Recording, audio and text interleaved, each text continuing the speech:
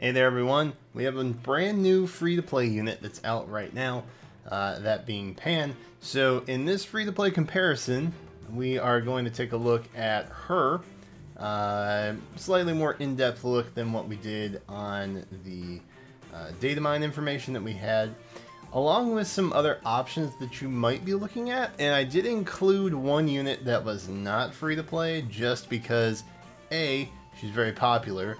Sure you all know who I'm talking about. And B, she actually is the only unit that we have right now that also matches Panne, which makes Panne pretty valuable as a free-to-play unit, I think. Just, again, because there's no one else kind of really like her, aside from Selkie, which is who we'll cover very briefly, along with some other two options that are semi-similar, but not exactly similar. So first off, we're going to take a look at the weapon skill that she has. She has the Taguel, which is effective against cavalry foes, and if this unit is adjacent to only beast or dragon allies, or if unit is not adjacent to any allies, it grants attack speed, defense, res +3 during combat. And then, of course, she has the normal beast unit transformation description. And if the unit transforms, she also gets +2 attack. And if the unit initiates combat, it inflicts attack defense -4 on foe during combat, and foe cannot make a follow-up attack, which is pretty awesome.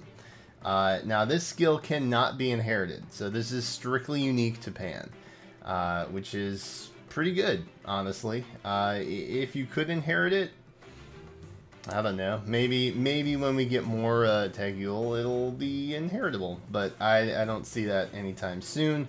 So for right now, it is only inheritable to Panne. She's the only one that can use that weapon skill, and it's pretty good, honestly.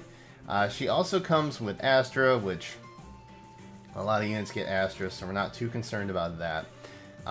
The very eye-catching thing for Panne specifically, I think, are the B and C slot skills that she is packing. They're pretty good, and we also kind of helped initiate all skills unlocked at 4 with her coming in with defense smoke. But first up, we have Chill Speed 3, which is a B slot skill. And at the start of turn, it inflicts speed -7 on foe on the enemy team with the highest speed through its next action. If there's a tie between several units, they will all get the debuff. Ouchies. Just an FYI. So you can see her speed stats only 34. So she definitely enjoys chill speed, for sure. 34 is not a bad speed by any means, but it is a little bit, it's on the high end of average, I would constitute it. But, or the low end of good, either way. That is her 5-star skill, actually. The skill that she has at 4-star is actually Defense Smoke, which Defense Smoke 3 after combat inflicts defense -7 on foes within 2 spaces of target through their next actions. Which previously was not A, in the normal pool. It was exclusive to Spring Alphonse, and B, definitely not available at 4-star. So now here we have it pretty much anytime we want, as soon as she rolls out into Grails, and it's at 4-star. So that's pretty fantastic, honestly. Smoke skills and speed skills, or chill skills, are both very useful in modes like Arena, so there's definitely that to consider if you're thinking about foddering off. The other thing that I'll mention about chill speed, look at all the units we got here. 6 units have access to it, including Panne herself. A lot of them are not super obtainable. We got Cliff, we have Ryoma from Hot Springs, who is literally, I think the banner just ended. Yolger, Elysian Traveler, Olivia, and then Fallen Silica. So not really super available. These units do kind of pop up in banners at times, except maybe Olivia. I don't know if Elysian Traveler Olivia has been in many banners. But you know, there is only one technically seasonal unit in there, that being Ryoma, but he just took off. They are in the regular pool, but again, I don't know how regularly they get featured. I think we've seen Fallen Silica a few times. Cliff, I think he was literally just on a banner not too long ago. Yolger, of course, she popped up sometime back around December, I want to say. So, for what that's worth, while they are available, they're not the most common. But now we do have Chill Speed 3 at 5-star with Pan, which makes her even more useful, I think. So, between Defense Smoke and Chill Speed, you're probably like, well, I'm definitely going to fodder off Pan now. I don't really blame you. But for those of you who are Pan fans, you may want to keep her around because her stats are actually pretty good. She's got a BST of 157. She has HP of 41, so pretty high. Attack of 29, speed of 34, defense of 30, res of 23. Now, what you might notice going into some of the comparisons here, the stats are distributed semi-similarly. Of course, the kits are all very different, and the thing I'm going to mention again is if Pan fits your team, keep Pan. If you have Selkie by chance, you're probably not going to need Pan. Selkie's kit is phenomenal. Her BST is incredibly close. HP 35, 29 attack, 38 in speed, defense 19 and res of 35. So, again, you know, it's a little bit different. She's not as heavy on defense. Of course, she is the actual res god, Selkie over here, given her typing and her movement. But, you know, attack is pretty similar. Speed is pretty similar. Overall, you could maybe make some things work if you needed. So again, if you have a Selkie, if you were one of the Selkie fans who just did not stop until you got her, rejoice, because Pan is probably not really going to offer you too much more than what a good Selkie build could. Likewise, if you didn't get Selkie and you kind of wanted a unit like Selkie, Pan with the proper build might kind of get you there. Not quite on the res end, because, you know, 35 res is pretty insane. But, you know, she's got the defense there. You could work your way around it, kind of. It's not ideal, but it could function. We also have Nisala, who has a BST of 162. He actually has the highest BST of the three options here, or four, I guess, technically, if you count Pan. He's rocking 39 HP, so pretty close. 32 attack, again, pretty close. 38 speed, 24 defense, and 29 res. So if you kind of look at Nisala and Pan, they're very similar. Nisala just has like a buff in a couple different stats aside from defense, where he's not as useful as Pan might be. But he is a flyer, so that's something to consider. While Pan is actually a cavalry beast unit, you know, Nisala is a flyer beast unit. So that's a big difference. They are both blue though, so that's why he kind of got included. And he's also the only other free-to-play, you know, beast unit that we have.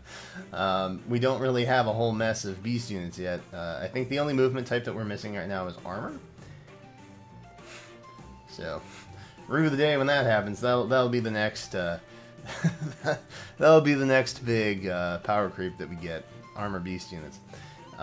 But again, Nisala, a very good unit. Pretty comparable, I think, similar, but not exactly what Pan is. He's a little more frail. Pan's a little more sturdy. But he hits a little harder and faster. So if you want to build up a blue beast unit, it ultimately kind of comes down to preference and team composition.